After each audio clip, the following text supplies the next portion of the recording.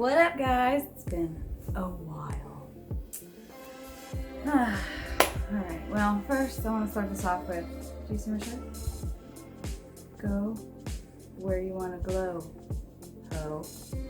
I couldn't help but purchase this when we went to, my sisters, and my mother went to the Tiffany Jenkins show in Easton, and it was awesome.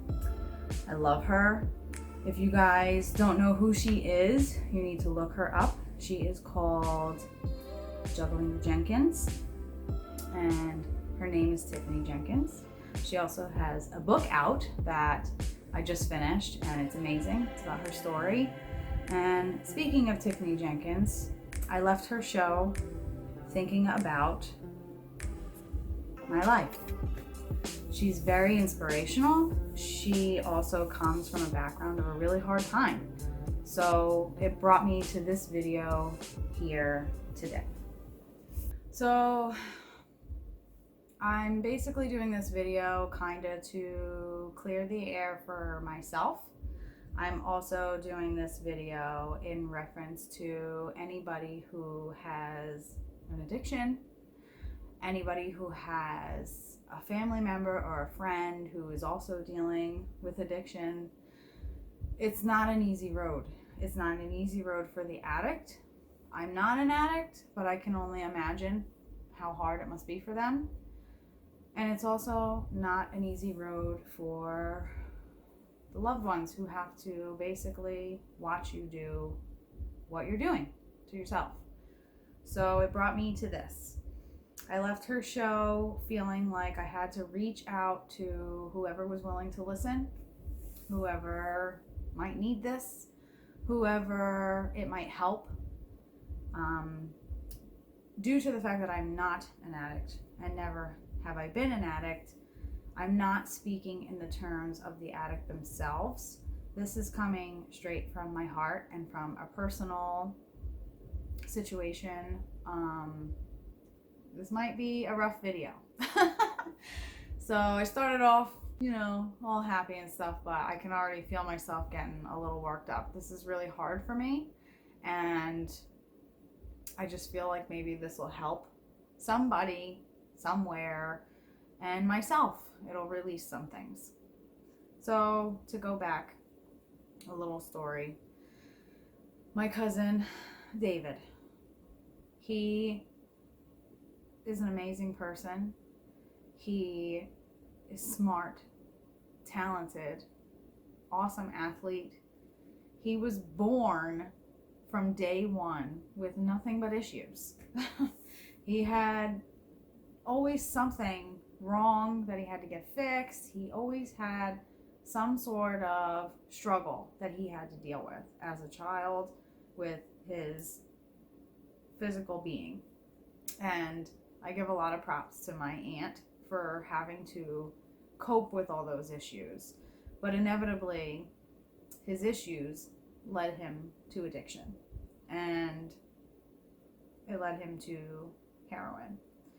And I can't get over the fact that I just keep hearing more and more and more stories about these people, these loved ones that just can't get away from it. See, I'm getting upset. Get it together, girl. Anyway, it's not something that can just change. It is something that if the person has an addictive personality, it's even harder. And David was one of those people that would give the shirt off of his back for a complete stranger, whether he even knew they were good or bad. Just the fact that he was helping somebody else or there for somebody else, that's what he did. It was just natural for him to be a natural, perfect human being. And at his funeral, he died last year in August. And at his funeral, all different people, whether we knew them or not, came up and stood up and said something. A lot of people did. And it was really cool to hear the stories from these people that he played a part in their lives. One story in particular sticks out to me from his funeral was a good friend of his. She got up and explained to all of us when they were living in the city that he would leave the house at 2, 3, 4 o'clock in the morning, walk through the city to the subway to meet her, just to walk her back home so that she felt safe.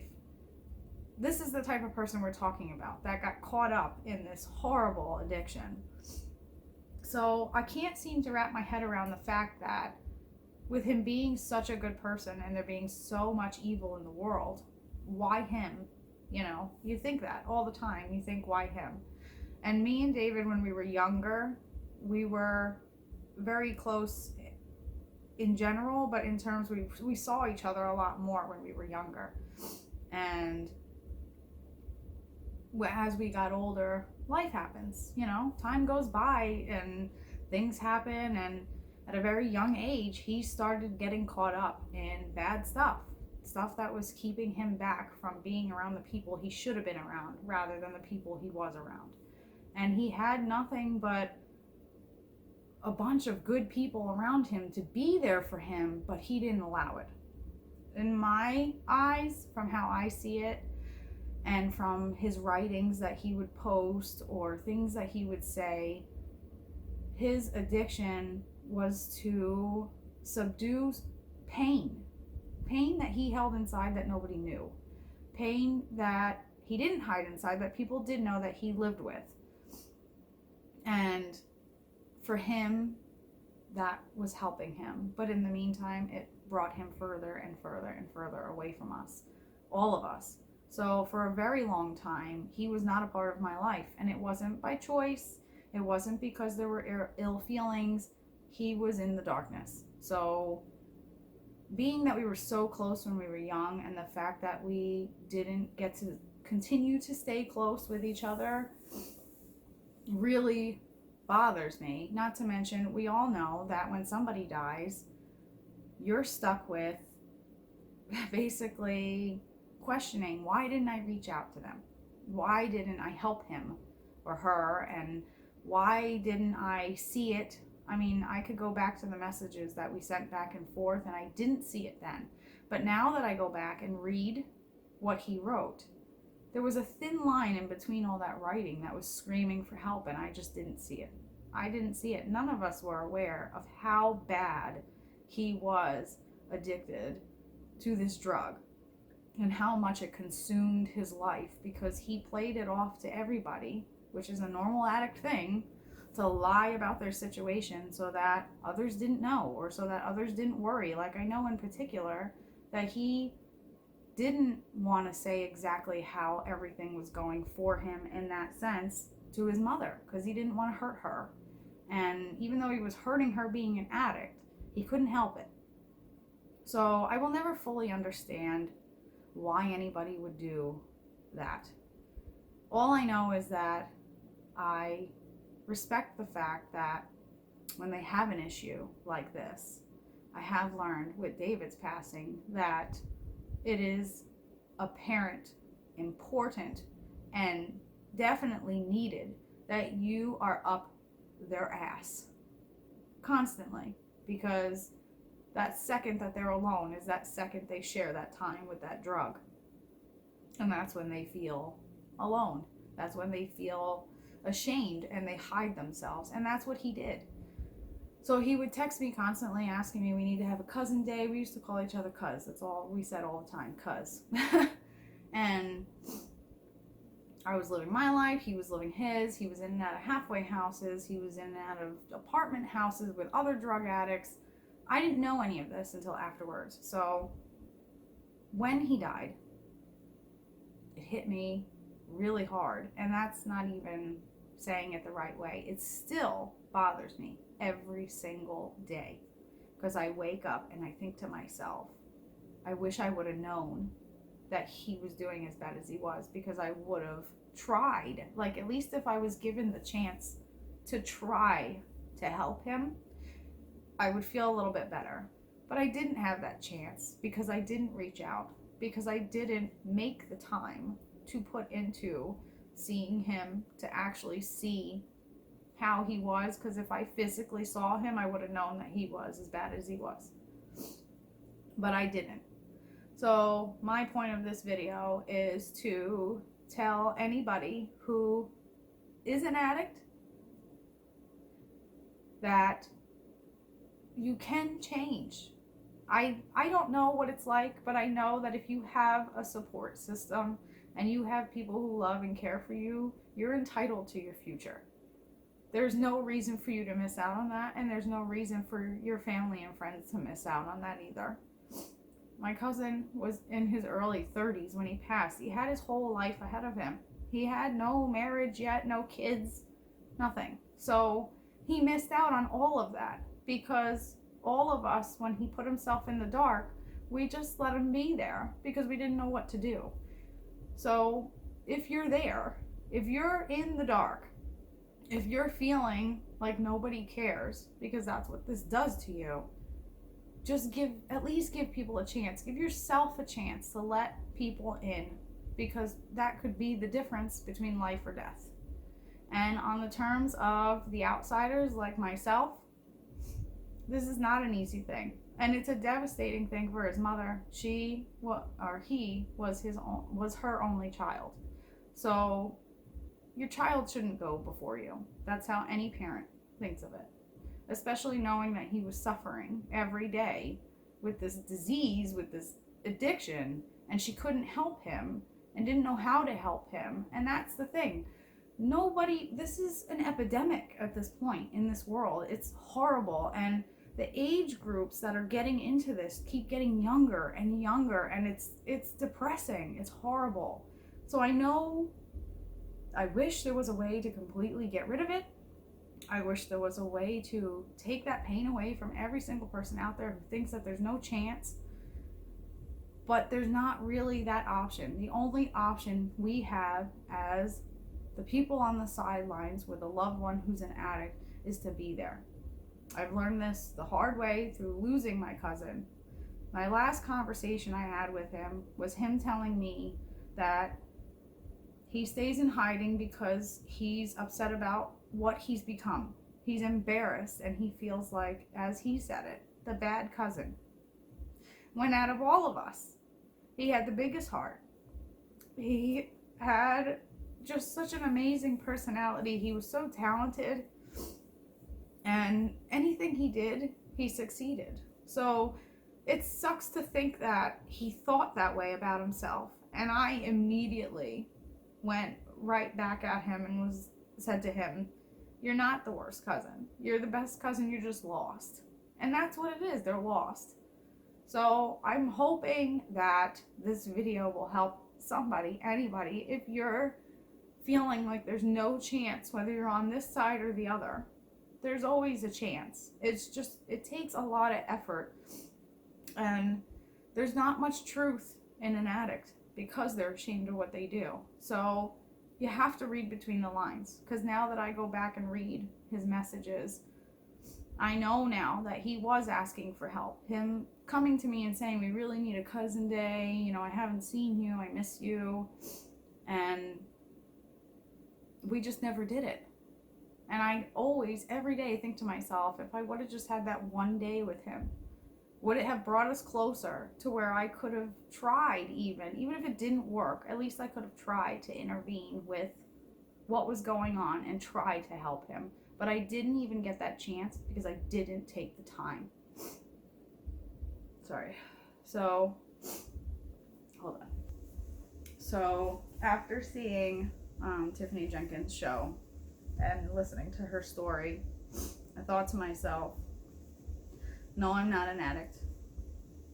And my relationship was not close with my cousin prior to him leaving. And again, not because I didn't love him, not because we didn't have a relationship in general, but just because he was on a different path than I was. So we never really thought about it, or put effort into it. And I think that's the most important thing with any addiction situation, is to not leave them alone. Even if it annoys the crap out of them, even if they don't want you around, even if they're screaming and cursing at you, to leave them alone, or whatever the case may be.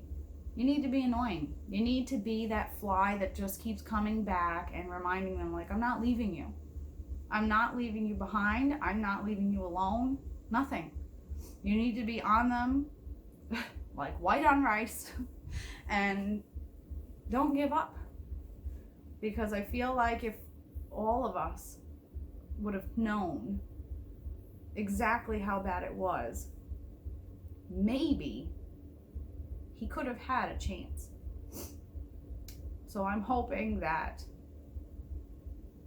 anybody out there who is dealing with this from either side, just remember, even if you are stuck in that darkness and that darkness is telling you that you're alone, that nobody cares about you, that you're a POS, you're not. You are someone that somebody else needs in their life, no matter what. So please reach out to whoever. If you don't feel like being comfortably, openly reaching out because of what you're doing, hint to them. Try to hint to them in some sort of way. Try to get it out. David didn't really hint it. He did, but not enough for me to see it until after, when I could put the pieces together and realize that he was kind of screaming that he needed help, and I didn't see it. So you need to be from the other person's side, not being the addict and being the person watching them do this. You need to be really aware. You need to remember that they're going to lie, that they're going to get nasty, that they're going to have ups and downs constantly, because that's what it is. But we can't give up. No matter what, we can't give up. And I really hope and pray that something changes for these people that are getting addicted to this crap, because it's not worth your life. And it's not worth a child losing a parent losing a child. It's not worth it. It's just not worth it. You leave those people behind and they're left with just the memory of you, especially with David at his age, with what he could have become. That's not even an option for him anymore. So what I've learned from this is it doesn't matter what the situation is. Time is the most valuable piece that we have when it comes to addiction. Every second counts. Every single second counts. So don't give up. No matter who you are, what they are to you, don't give up. Don't give up on them, and don't give up on yourself.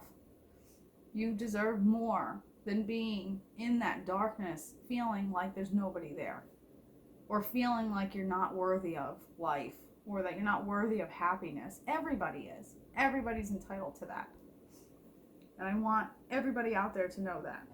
This was not an easy video for me to do, but I left her show knowing that I had to do this. I had to even just put it out there that there's so many of us either dealing with someone who has an addiction or dealing with an addiction, and they're not getting the attention that they need. They are basically, in my eyes, after seeing this whole situation with David, they're like infants all over again. They need 24-hour help, service, assistance, somebody there all the time, no matter what, to make sure that the right things are happening for them, to give them that chance. David was one of those people that he loved poetry. He loved rap music, like heart-to-heart rap music. Anything that was very #deep, he was into. And I like to write. I'm not a pro, but I write what's on my mind.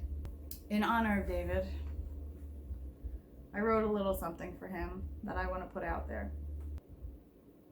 Like I said, I'm not a professional writer, so I just said what came to me as it came to me and went from there. So I call this Love for the Lost, and this goes out to especially David, but it goes out to everybody out there who has to deal with this situation. And this is when the tears are going to come, so I'm just warning you now. If you can't handle watching somebody cry, I don't think I'm a very pretty crier either, so be prepared. I've lost someone dear to me. As kids, we were so close, but as we got older, it became harder to see that within your destructive journey, you became farther away with every dose. Many times we had talked about getting together, not realizing then that we should have given the time. I never thought you'd be gone forever. I didn't know you had reached the final lifeline. Your sickness took you away from all of us. The medication you desired forced you to be alone. And now all that's left behind of you is ashes and dust. Our messages and pictures of you is now all I have left on my phone. Addiction doesn't just kill the heart of the host. It also leaves holes in our hearts.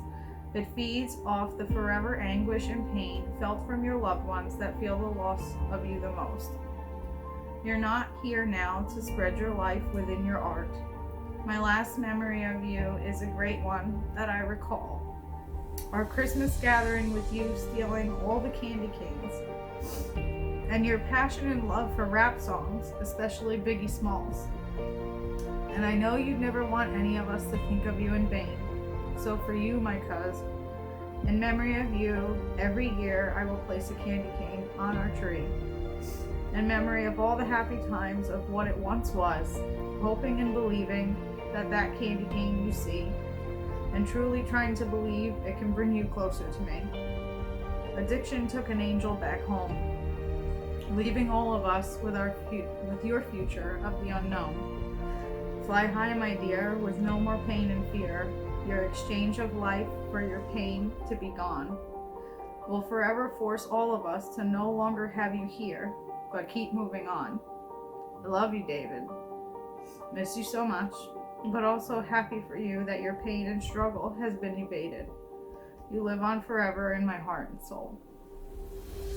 I love you. And please, whoever out there who is dealing with this, don't give up. Because you don't want to leave the people you love like this. Thank you for watching, and I hope that this helps anybody who needs it. I love you, David.